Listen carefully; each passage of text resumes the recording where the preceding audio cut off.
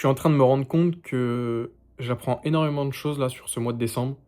À savoir que c'est le premier mois de décembre dans lequel je suis vraiment actif.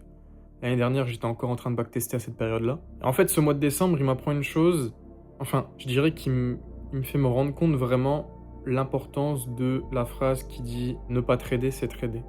Parce qu'on dit souvent ça, nous, vous savez, on nous apprend que pour réussir en trading, il faut être actif, il faut être discipliné, présent tous les jours.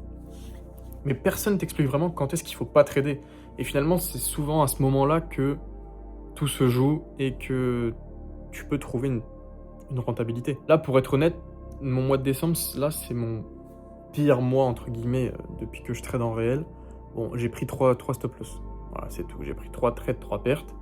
Rien de méchant, entre guillemets, hein. Mes comptes sont bien encore et tout, il n'y a pas de problème, je gère bien mon risque, donc il y a pas de souci. Mais je me rends compte vraiment que des fois, quand le marché a des conditions pareilles, c'est pas la peine d'essayer. Là, je vois des setups. Encore aujourd'hui, j'ai pris un setup sur EURUSD qui avait une très bonne confirmation. Malheureusement, le marché m'a sorti, et là, il est en train de délivrer mon billet. C'est frustrant, voilà, mais ça fait partie du trading, je le sais très bien, c'est pas la première fois que ça m'arrive. En fait, là, ce dont j'aimerais parler avec vous, toutes les personnes qui débutent, et même plus expérimentées que moi, hein, je suis conscient que je suis encore qu'au début de mon parcours. En fait, ce que j'aimerais bien voir avec vous et vous expliquer, c'est pourquoi décembre est potentiellement à éviter. Tout va dépendre de vos actifs, de votre stratégie, mais par exemple, là, quand on regarde sur EURUSD, décembre, juste mettez-vous en H1, H4 sur la charte et vous verrez bien que c'est un code barre en fait. Donc au moins, cet épisode m'a permis de savoir que pour les prochaines années, je pense ne pas trader Euro-USD en décembre. Le gold, pourquoi pas, j'ai quand même des opportunités qui sont relativement correctes. Après, forcément, il y a eu des manquements, tout ça, hein. J'ai pris qu'un trade sur le gold ce mois-ci, c'était un stop loss. Bon, SL Pips est reparti dans mon sens. C'est que ça ce mois-ci, de toute façon. C'est que ça. Tous mes trades, j'avais le bon billet, mais je me fais SL à peu près pips près. Bon, des fois c'est un peu plus que le pips, mais c'est pour vous expliquer en fait que je me fais sortir et après ça délivre. C'est des choses qui arrivent, c'est pas grave. Mais en fait, ce qu'il faut comprendre, c'est que décembre, c'est un mois calendaire comme les autres. Le marché est ouvert, vous avez tout. Mais en fait, il est mort quoi. Le marché bouge pas. On a beaucoup moins de volatilité. Les institutions, elles ferment leurs positions, elles clôturent leur année, elles veulent faire leur bilan. Beaucoup de personnes partent en vacances. Beaucoup de personnes coupent tout simplement tous leurs profits, veulent repartir sur une année propre, repartir à zéro. Donc tout ça explique en fait des mouvements de marché qui sont KO. Et pour être honnête avec vous, le mois de décembre est vraiment compliqué pour moi parce que bah, j'ai très peu de setup. Donc en fait, je ressens pas une envie de trader entre guillemets, mais je ressens une ennui. Et en fait, j'ai l'impression de perdre mon temps, de ne pas avancer vers mes objectifs. Alors qu'en soi, si, parce que ne pas trader, c'est trader. Mais c'est quelque chose que j'ai encore du mal à admettre. Et je pense que la majorité des gens sont dans le même cas que moi, dans le sens où bah, le marché, il vous doit rien. Tout le monde veut finir l'année de décembre en beauté, tout ça, mais malheureusement, je pense que l'année d'un trader se termine fin novembre. En tout cas, les meilleures opportunités seront passées, logiquement. Et c'est là qu'il faut faire aussi attention, parce que beaucoup de personnes vont rentrer dans un espèce d'overtrading, vont vouloir trouver des trades, se dire, putain, c'est bizarre, en novembre j'avais 12 trades, là j'en ai que 3, bizarre et tout, faut que je trouve des setups, machin. Donc vous allez vraiment partir dans un overtrading, chercher des setups, forcer des trades. Et au final, un trimestre qui aurait pu être très bien pour vous, ou une année très bonne, bah, peut se retrouver réduite à néant parce que sur un mois, vous avez fait n'importe quoi. En tout cas, c'est vraiment quelque chose que j'essaye d'éviter ça. Je prends le minimum de setup et du moins là, je pense que je vais tout simplement arrêter pour décembre. J'ai pris 3 pertes. En tout cas, sur EURUSD, je regarderai quand même le gold parce qu'il y a des zones qui sont très intéressantes qui arrivent. Donc pourquoi pas essayer, prendre des trades en plus HTF avec de plus grosses probabilités. Mais EURUSD, franchement, ça devient un peu complexe. Pour moi, en tout cas, hein. Je parle bien pour moi. Parce que c'est sûr, hein, j'ouvre aussi Twitter, je vois beaucoup de personnes qui TP et tout.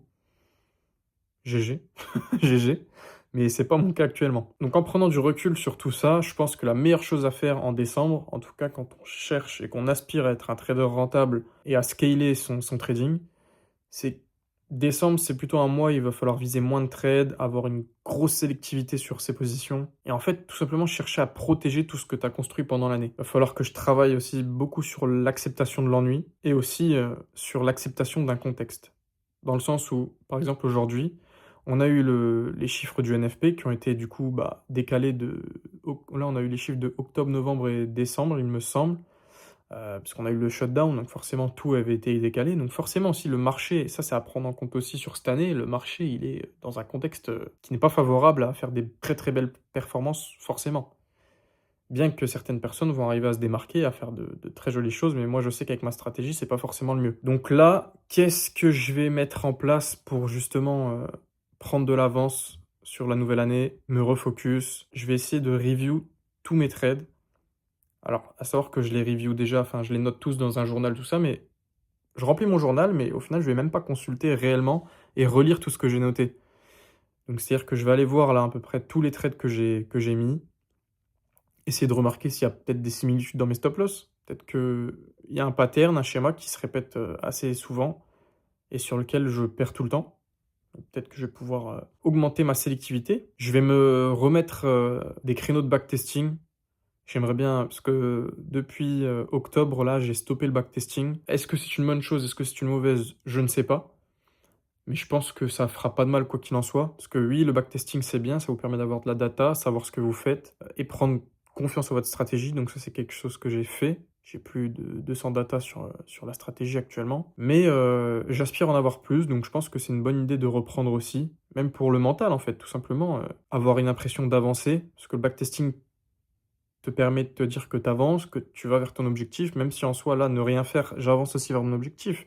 Mais vous voyez où je veux en venir. Continuer d'aller au sport, avoir une bonne routine, un bon équilibre, et je pense que c'est un petit peu la chose que je dois faire pour le mois de décembre. En tout cas, ne pas trader est vraiment une compétence sur laquelle j'ai des lacunes, et ce mois de décembre est en train de me le rappeler, est en train de me l'apprendre.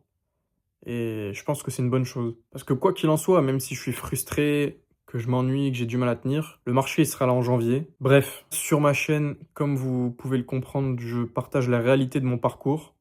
Je vous ai montré des pertes.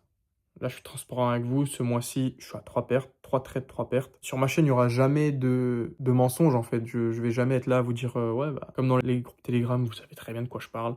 Ici, c'est la réalité, on est transparent et j'espère, que ça vous plaira. Si c'est le cas, n'hésitez pas à vous abonner, mettez un petit like, un commentaire, j'aimerais beaucoup qu'on discute ensemble. Si vous regardez ma vidéo, c'est potentiellement que vous êtes dans le trading, donc si savoir un peu comment se passe votre trading en décembre, comment se passe votre année de trading, où est-ce que vous en êtes dans votre parcours, tout ça c'est intéressant. Donc je vous laisse de toute façon, l'espace commentaire pour parler de ça. Sinon, vous avez aussi mes réseaux en description, si vous voulez qu'on parle en privé, ça peut être intéressant aussi. Moi, je suis ouvert à tout, mes DM sont ouverts. Donc n'hésitez pas. Sur ce, tradez proprement, faites attention à vos capitaux et bon courage pour cette fin d'année de trading.